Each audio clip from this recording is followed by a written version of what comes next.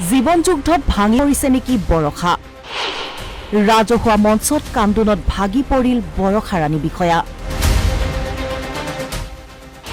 কিয় কান্দিছে বৰষাই সংসাৰৰ দুখ নে অন্য কিবা তহতে মোক মৰিবও নিদিয় আৰু শান্তিত জীয়াই থাকিবও নিদিয় কোনে অশান্তি কৰিছে অভিনেত্ৰী বৰষাক ৰাজহুৱা মঞ্চত কাৰ বিৰুদ্ধে অভিযোগ আনিলে অভিনেত্ৰীগৰাকীয়ে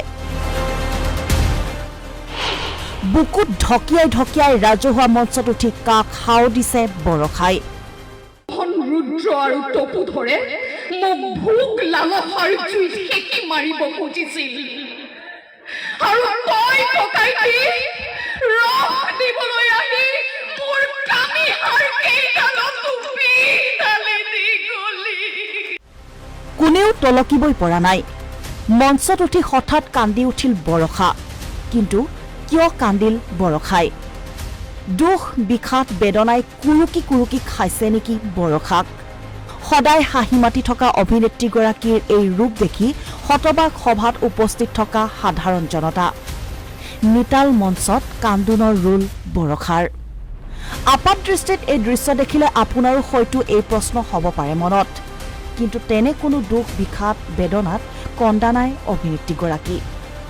দৃশ্যটো কলগাছিয়াত অনুষ্ঠিত ৰাজহুৱা সভাত আমন্ত্ৰিত অতিথি হিচাপে উপস্থিত হৈছিল বৰষা ৰাণী বিষয়া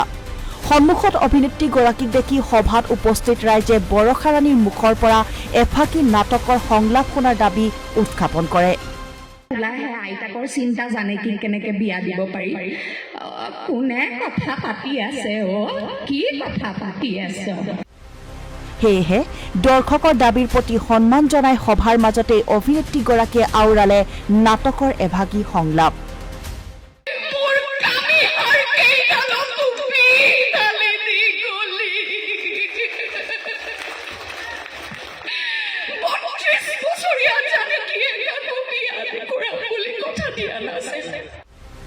প্ৰিয় অভিনেত্ৰীগৰাকীৰ সংলাপে বিমুগ্ধ কৰিলে উপস্থিত ৰাইজক news desk report news now